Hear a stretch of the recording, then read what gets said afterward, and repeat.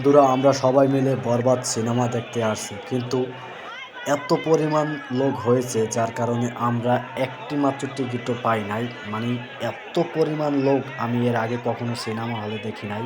পুরো সিনেমা হলে ভাঙচুর চলতে আছে টিকিটের জন্য। হল কর্তৃপক্ষ যে সমস্ত লোকজন আছে তারা প্রাণ ভয়ে কাউন্টার আটকিয়ে ভিতরে বসে রয়েছে। মানে এত পরিমাণ লোকের চাপ, আপনারা দেখলে অবাক হবেন। এত লোক, পুরা সাভারটা ব্লক হয়ে গেছে, নবীনগরটা পুরো ব্লক হয়ে গেছে, কিন্তু কোনো রকম টিকিট মিলছে না। এই মানুষগুলো এখন কী করবে? তাদের সবার অনুরোধ, শো আরও বাড়ানো হোক, নতুবা আরও 2-4টা সিনেমা হল দেয়া হোক। সিনেমা হল আরও কতগুলো দেওয়া হোক, যাতে করে মানুষ শান্তি করে সিনেমা দেখতে পারে।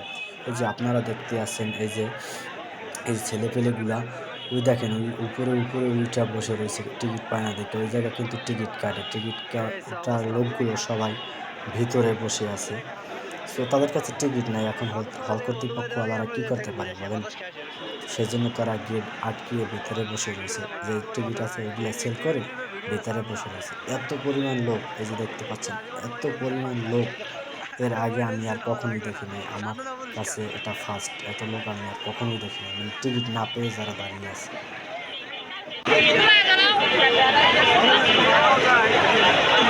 কি পরিমাণ লোক, কি পরিমাণ লোক, চিন্তা করছস? সাভারের ওইটা উন্মুক্ত থাকলে হইতো, বুঝছস? ওইটা চালাইতে আছে পুরন ছবি।